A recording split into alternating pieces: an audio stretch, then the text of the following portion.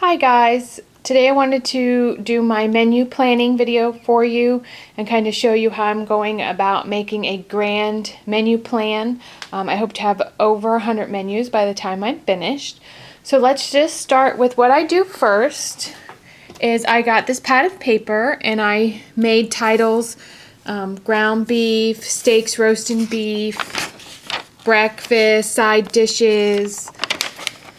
These are gifts for Christmas and holidays and just different recipes I might want to give. Special occasion meals, sweets and desserts, poultry, salads, pasta, seafood. I have some lunch items. So those are just some of the titles. And basically what I did was I sat down and under each heading I wrote down the names of meals that I can cook without a recipe: hamburgers, meatloaf, shepherd's pie, tacos. And I did that in every category that I have. So that took me a little bit of time just to write down the regular meals that we eat. And then what I decided to do was go through my cookbooks. And here's just a small stack of the cookbooks that I'm going through. And I also use the cookbook that I created for my daughter and myself with family recipes and things that we had found. So then I went through, and under beef, I would pick a recipe from a cookbook, Heartland Rice and Beef, for an example. And this is DD, but it stands for this Desperation Dinners cookbook that I got at Goodwill. I happen to love cookbooks, so I buy them all the time. If I find one I like at Goodwill, I pick it up.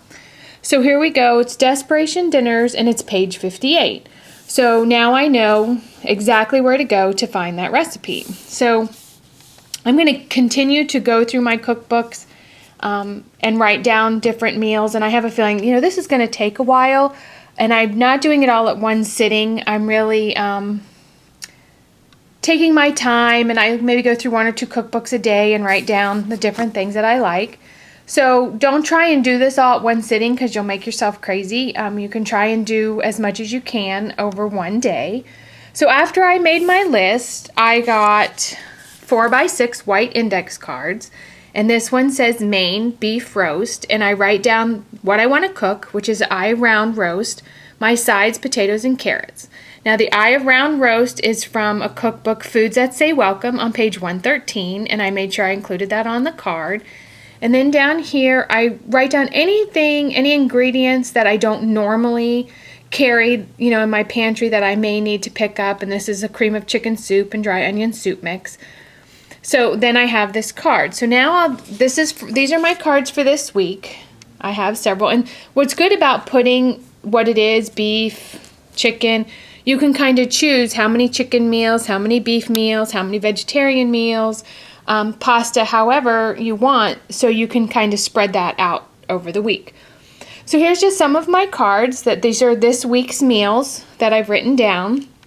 And after I do this, I'm going to put them in my 4x6 index card box. So this is this week meals. That's where all these cards would get filed behind because that's what we're having this week.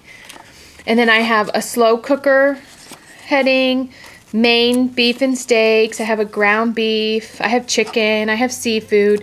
And then this is where I'll put all of my menu cards. I'm going to make a breakfast heading. I just haven't done that quite yet. So then you can kind of flip through here and say, okay, I want to have, 3 beef meals. And you can pull out your menu card. Beef and elbow macaroni, we had that last week. It was very good. If you know you're going to need a slow cooker meal because you're going to be gone for the day, you can just pull it right out of here. You don't have to go hunting through, 40 cookbooks to find just that right recipe, or scroll through your Pinterest and try to find the recipe. So basically this is exactly what I'm going to do. I'm going to continue to write my cards. I've kind of been doing the cards weekly instead of trying to do them all at once. So this is this week's, and I wrote them down, and now I'll file them. Like I said, I hope to have over 100 meals by the time I'm finished that I can just pull and go through. And I also, as I make a recipe, and let's say, there's something, let me see if I can find one, that I want to change, I write it down on the card. So last week we made this Pop's pan-fried steak and potatoes from a cookbook, and I really didn't like the hash browns, so I just made a note of that. Don't make the hash browns, make something else. So that's good to know as you make the meals. You can just write down little notes, and then you have them forever. So in this way, anybody can come into your home and cook from your meal plan. So I hope you enjoyed this video. I hope you'll try this out. Please let me know if you think this plan would work for you. And thanks for watching.